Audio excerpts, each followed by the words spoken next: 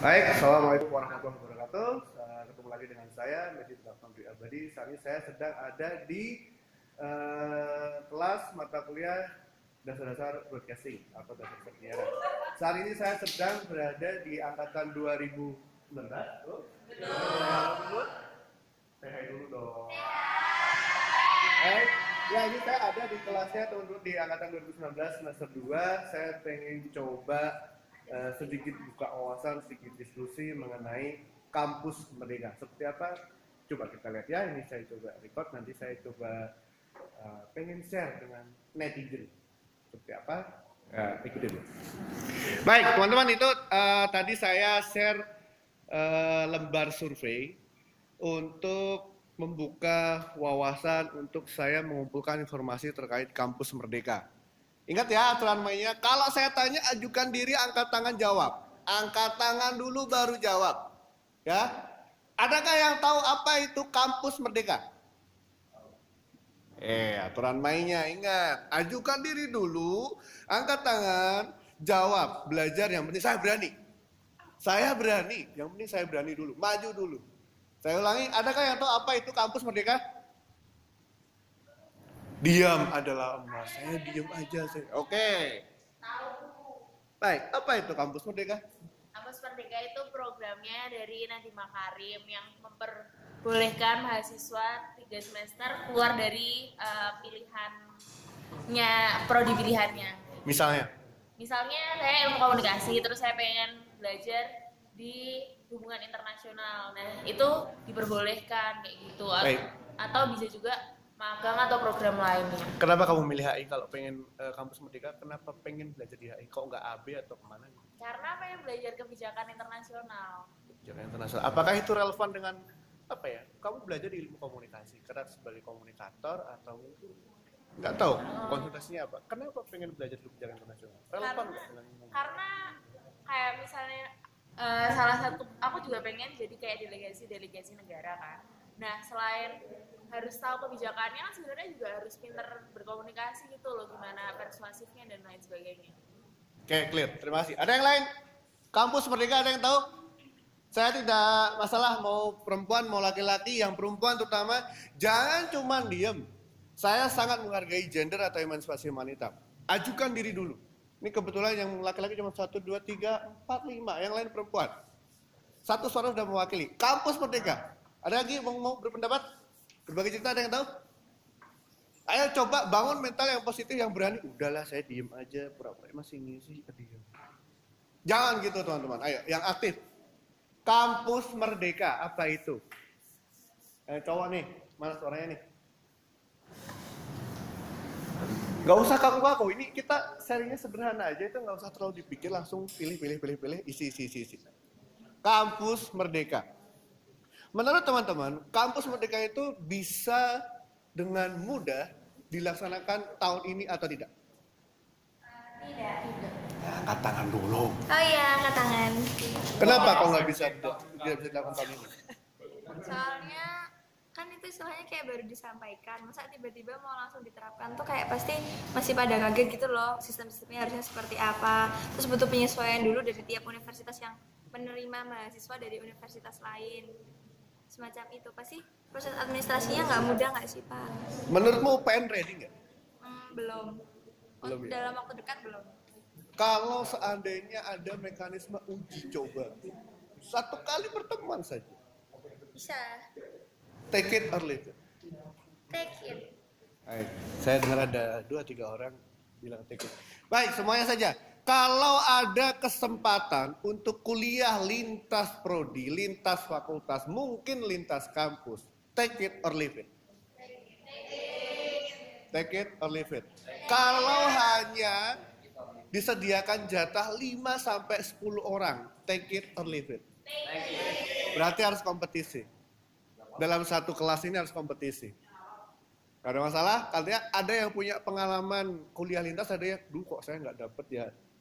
Itu kompetisi. Take it or leave it. Baik, saya pengen diskusi. Terbuka ya, ini udah santai, ini udah nggak kuliahnya Mas Panji. Ini saya nyempel di jamnya Mas Panji. Kalau kuliah lintas prodi dalam satu fakultas, FISIP dulu, pengennya kemana? Aturan mainnya dulu dong. Tadi sudah, yang lain. FISIP, lintas prodi dalam satu fakultas FISIP, pilih mana?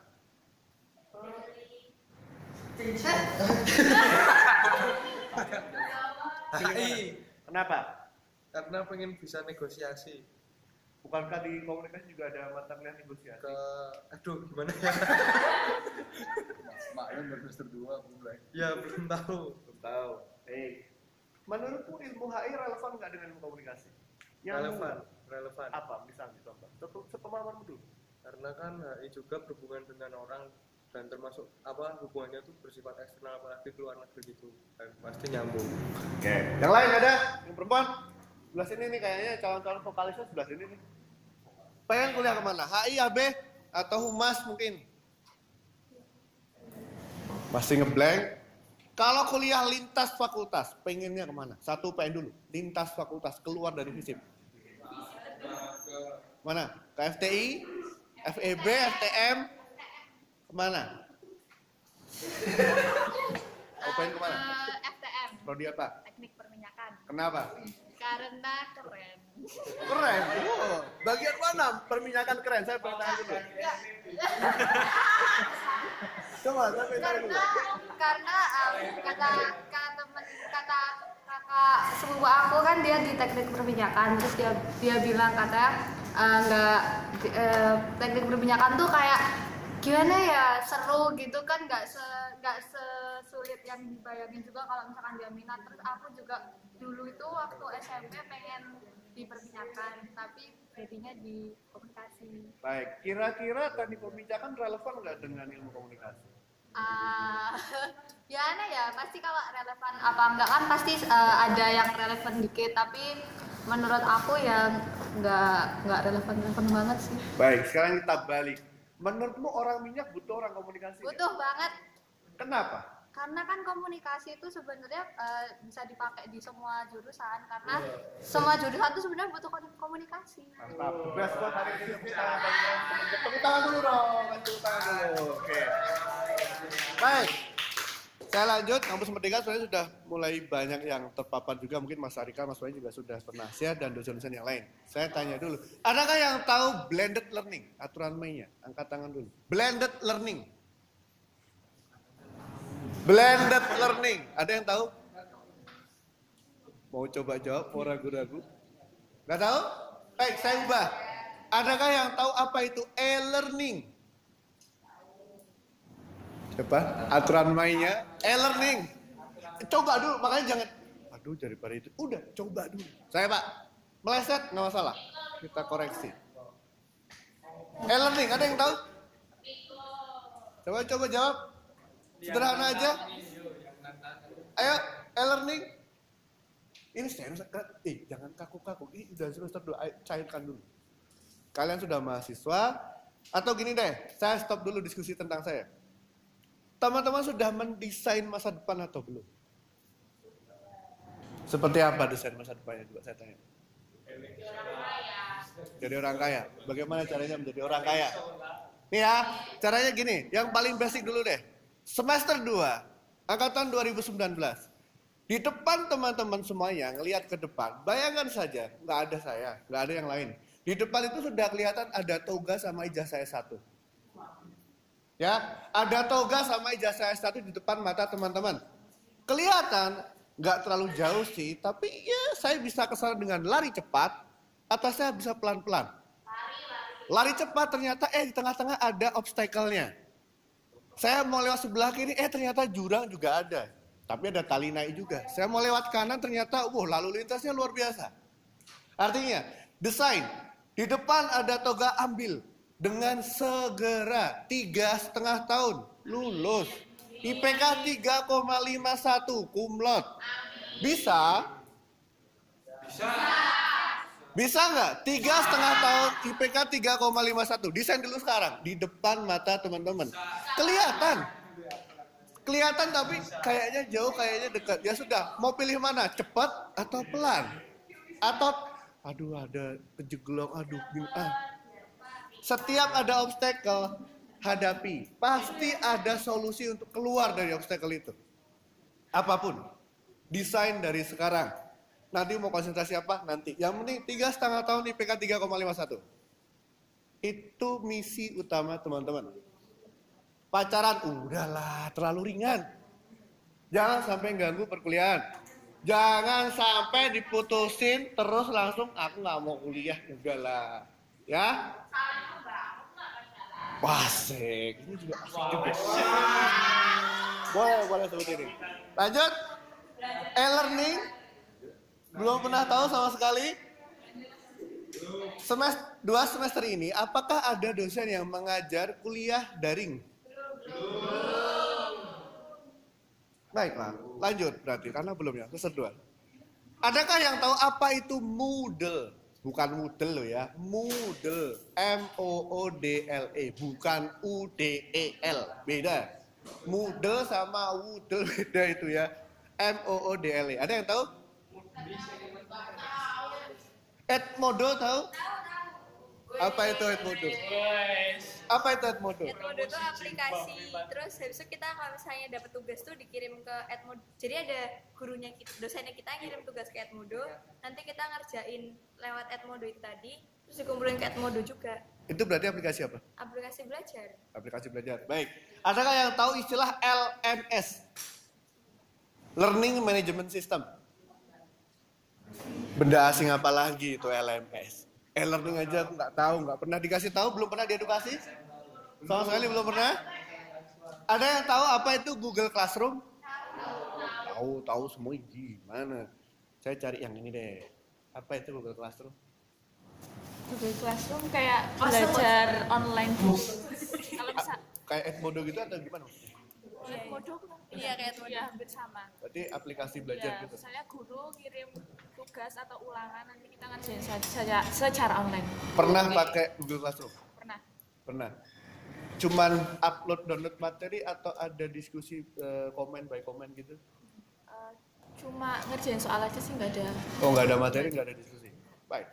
Ada yang punya pengalaman yang lain tentang Google Classroom atau Moodle mungkin? Ada? Bisa berbagi? Di zaman SMA mungkin ada? Iya, Kak. Ada komen-komennya. Komen-komennya berarti misalkan nanti guru misalnya silakan siswa ambil materi, terus ini tugasnya, terus nanti dibalas Iya. gitu, dibalas Nanti gitu. gurunya ngasih soal, terus kita di-download soalnya, terus kita ngerjain, di-upload nih, terus habis ntar ada komen-komenannya juga. Oke. Gitu. Baik. Menurut teman-teman, di luar konteks Google Classroom, e-learning dan lain sebagainya, adakah yang pernah jadi blogger atau kaskuser atau aktif di forum-forum diskusi online itu? Tahu? Pernah? Pernah lihat minimal? Pernah lihat? Kalau kuliah model seperti itu, efektif nggak? Biasanya nih kan lihat dosennya di depan, Mas Panji di depan, jelasin materinya, ada gambarnya ini dan lain sebagainya, bisa mundar-mandir, bisa cuman. Jadi kuliah kita membahas tentang penyiaran seperti ini. Tapi kalau untuk beberapa prodi yang kayak misalnya teknik atau yang punya harusnya banyak praktek tuh untuk daring secara online aja rasanya nggak cukup. Kenapa? Karena harus ada kuliah lapangan yang ketemu dan gimana ya? Iya praktek di lapangannya gitu. Kalau itu praktikum iya. Kalau sebelum praktikum kan biasanya ada teori dulu. Cukup nggak dari? Kalau menurut aku sendiri nggak cukup. Terus harus gimana? Yang menurutmu lebih oke? Dalam konteks teorinya dulu, jangan ke praktikumnya dulu. Ya mungkin ada yang tatap muka, ada yang daring, dua ring secara bersinergi bersama. Oke, daring dan tatap muka. Itu loh namanya blended learning. Blender dicampur, di mix. Kuliah 14 pertemuan, tatap muka klasikal.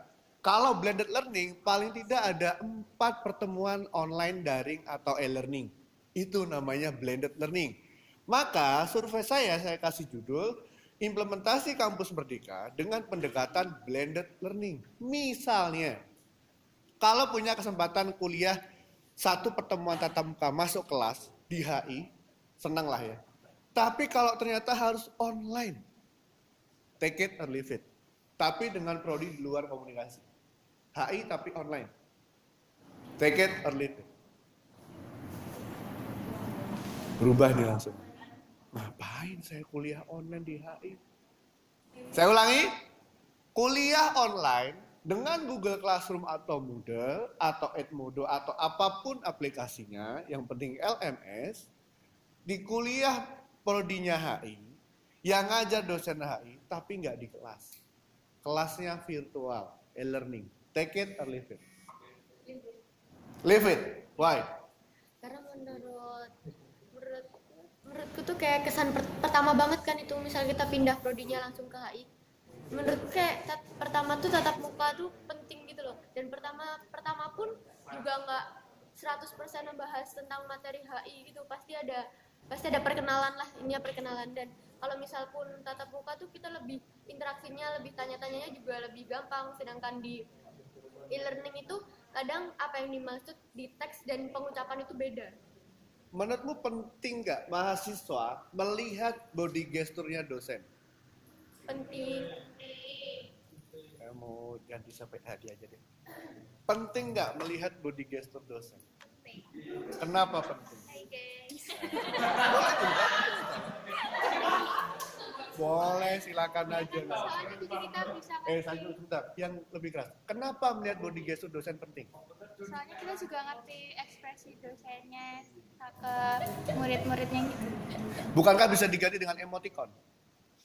Kurang ekspresif. Kurang apa? Kurang apa ya? Istilahnya apa? Ayo, coba. Ini broadcasting loh ya, harus belajar di depan kamera dan di balik kamera. Kenapa nggak bisa diganti dengan emoticon? Kayak kurang ngena gitu sih menurut aku. Kurang ngena. Oke, kata kuncinya kurang ngena. Tapi kan teman-teman main emoticon ya ketika ya dengan dia chattingan kasih emot apa gitu. Contoh nih, contoh. Sudah belajar teori komunikasi? Sudah? Sudah belajar teori interaksi simbolik? Misalnya.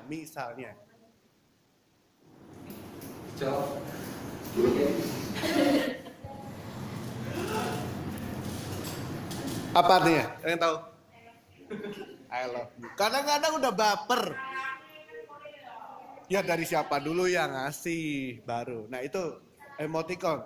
Ada energi di balik teks dan emoticon. Ada yang bilang harus melihat body gesturnya dosennya. Kalau modelnya webinar, ada yang tahu webinar? Webinar tahu? Baru dengar istilah webinar? Baru dengar istilah webinar? Video conference. Apa itu video conference? Apa itu? Ada yang tahu? Kuliah online, tapi ada visual dosennya menggunakan video call, tapi grup. Satu kelas bisa melihat dosennya bisa melihat semuanya, satu. Webinar. Kalau misalkan itu bisa dilakukan, kira-kira bisa mengganti yang tadi nggak? Kan alasannya yang penting ngelihat body gesturnya dosen.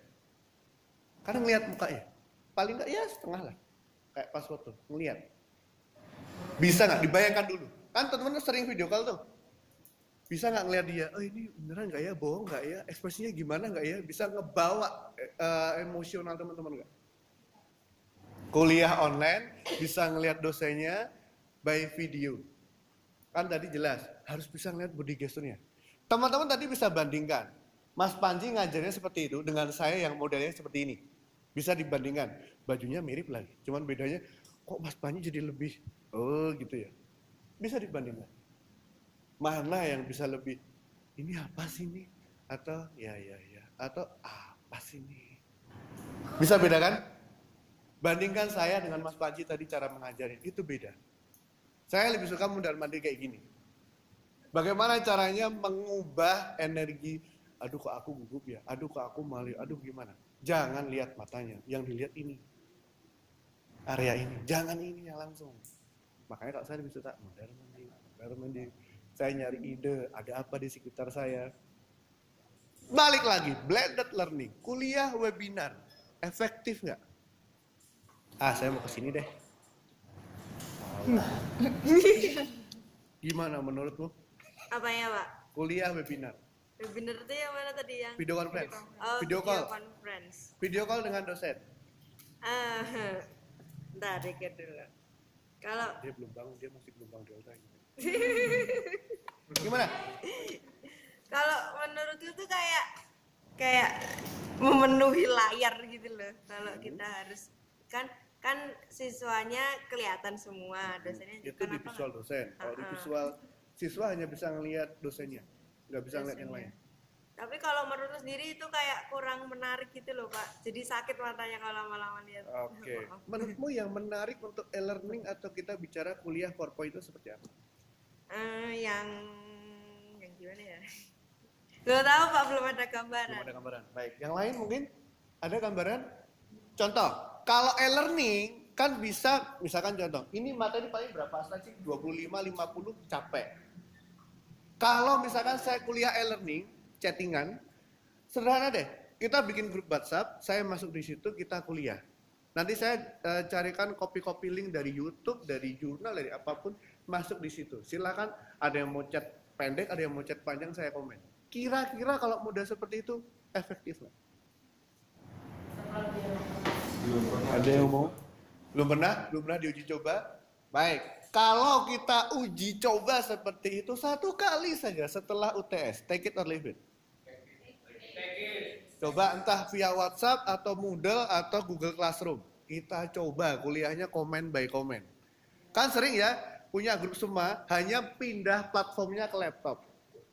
Atau ke Google Classroom, sebenarnya gitu. Kalau kami lebih enak pakai laptop karena tampilannya banyak. Kalau teman-teman mungkin udahlah pakai HP aja, nggak masalah. Google Classroom atau Moodle. Nanti saya ngasih materi apa atau dosen lain materi apa, kemudian saya ngasih guideline-nya apa, kemudian ada yang komen satu, yang lain juga nimpali, saya juga nimpali semua. Ya kayak kita diskusi ribut di grup itu loh. Pernah kan? Di grup WhatsApp. Nah model seperti itu, kira-kira nyambung nggak? Dapat nggak ilmunya kira-kira? Itu sambil diisi ya, Baik, saya lanjutkan lagi. Kuliah kampus merdeka, kalau punya kesempatan lintas kampus, pilih kampus mana? Nggak boleh UGM.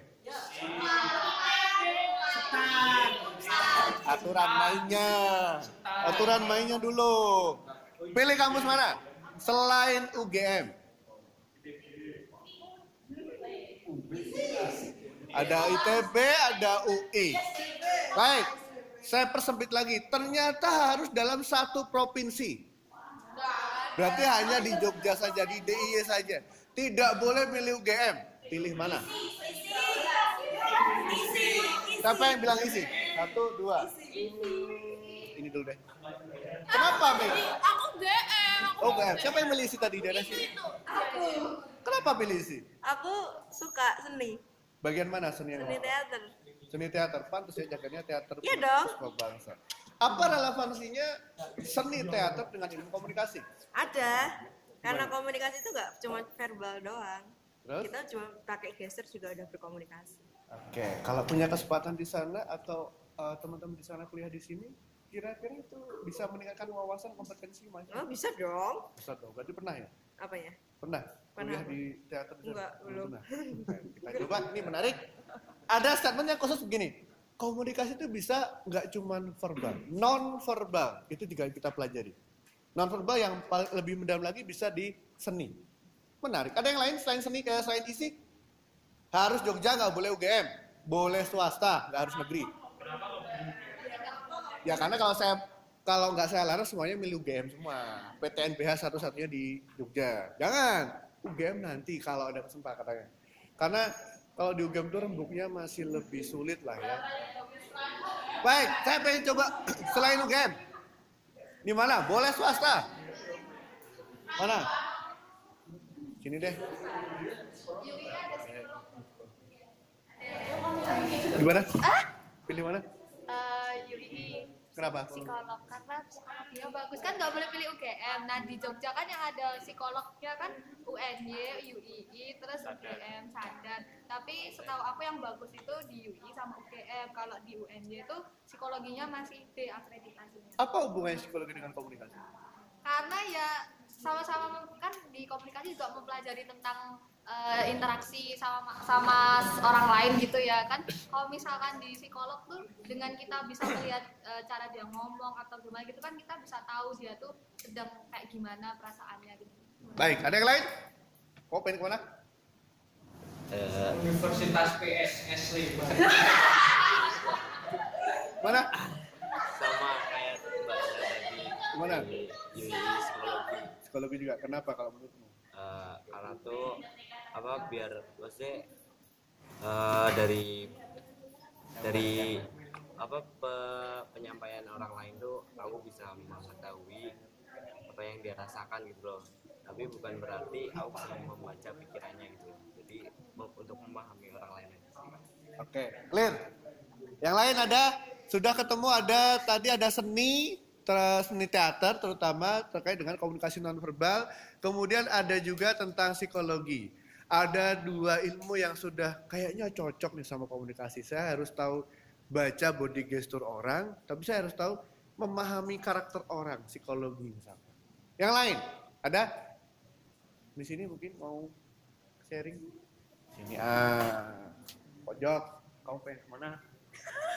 Apa ini yang di UPN apa? Di luar kampus, di luar UPN tapi nggak boleh UGM, harus di Jogja. Boleh swasta, boleh negeri. Pengen kemana? Apa ya? Pengen belajar apa? UII? Prodinya apa? FEB mungkin? Apa? Manajemen atau Manajemen. ekonomi? Kenapa pengen belajar manajemen? Soalnya biar bisa belajar apa ya? Manajemen. Jadi dikolaborasikan sama kita bisa berkomunikasi, terus kita juga belajar tentang kayak apa sih? Mungkin kayak bisnis di luar atau manajemen di luar kayak gitu. Bagaimana jika itu ternyata juga sudah dipelajari di ilmu komunikasi? Jika, saya nanya jika ini. Tapi di luar tuh kayak lebih mendetail nggak sih? Oke, clear. Yang lain ada lagi? Ini saya hanya meringkas dari hasil surveinya dan saya coba buat diskusi dengan seperti ini untuk mencoba membangun pemikiran teman-teman, bisa ya model diskusi yang seperti ini. Gaya saya dengan Mas Arika dengan Mas Panji pasti beda. Tinggal dibandingkan. Nah, bagaimana caranya membaca orang, memahami karakter orang itu ada sedikit psikologi. Makanya tadi di awal saya share tentang gelombang delta itu sedikit irisan dengan psikologi dan sebenarnya saya belajar dari spesialis saraf. Ada namanya Neuro Linguistic Program, NLP. Bagaimana kita memilih kata atau menyusun sebuah kalimat ketika disampaikan bisa membuat orang yang diajak bicara itu, hah? Masa sih? Enggak. Iya, enggak. Masa sih? Coba deh. Oh iya ya, coba deh. Artinya, ketika teman-teman mau merubah, mempersuasif seseorang, jangan langsung to the point. Pelan, konstan, rutin, jaga intensitasnya. Dari dia yang tadinya bilang enggak, minimal dia ragu. Masa sih? Itu kondisi paling mudah untuk instalasinya. Paksa ketika dia ragu, masa sih coba deh. Iya juga ya ternyata begini. Nah, itu persuasif paling lancar, sukses. Sederhana aja, ini cuma diskusi aja. Nanti materinya tunggu sabar, masih semester 2, masih panjang perjalanannya. Di teori komunikasi juga nanti akan dipelajari itu sebenarnya. Yang ngajar siapa teori komunikasi? Pak Edi sama Mas Fauzul berarti ya? Ketemu nggak Mas Fauzul? Oh nggak ketemu berarti ya? Itu sama dengan saya juga. Baik, kemudian saya sudah nanya Google Classroom, saya sudah nanya Moodle, saya nanya blended learning. Sekarang begini, menurut teman-teman,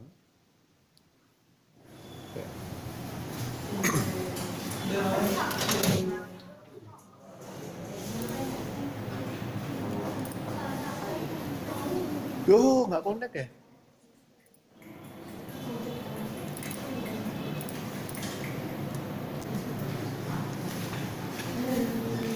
Menurut teman-teman, kalau misalkan tapi teman-teman belum pernah dikasih tahu e-learningnya. UPN belum pernah lihat ya? Belum pernah diedukasi sama sekali 2 semester ini. Baiklah, saya tunggu sebentar. Semoga connect, semoga connect.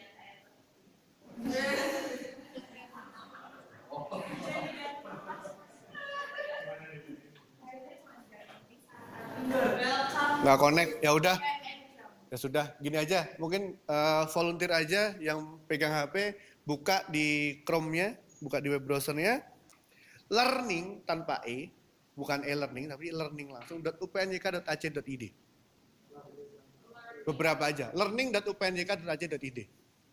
Kebuka nggak? Belum pernah diedukasi soal itu? Belum. Masuk ke Visipol. Ada pilihan fakultas. Ada? Masuk ke pilihan fakultas? Ada pilihan prodi ilmu komunikasi nggak? Ada. Langsung masuk? Pilih mata kuliah yang mana terserah. Di semester 2, sampling aja. Ada isinya nggak? Ada isinya nggak? Ada isinya nggak tapi? Belum pernah diedukasi tapi ternyata ada. Baik, rencananya saya itu punya program dengan Mas Arika itu uji coba kampus Merdeka. Minimal di lingkungan FISIP dulu.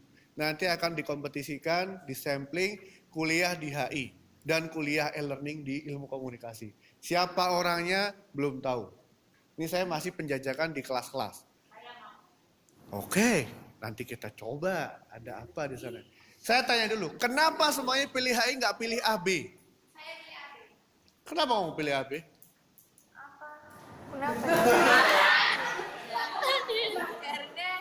karena tuh kalau kita belajar AB kan kita belajar ngurusin bisnis toh. Nah komunikasi kan dibutuhin buat kan kita juga nentuin target pasar kita tuh siapa, terus habis itu gimana cara promosi dan sebagainya. Jadi menurutku tuh dengan adanya kita belajar cara mengenal, cara menyampaikan informasi ke masyarakat tuh juga bisa dimanfaatkan dalam bisnis.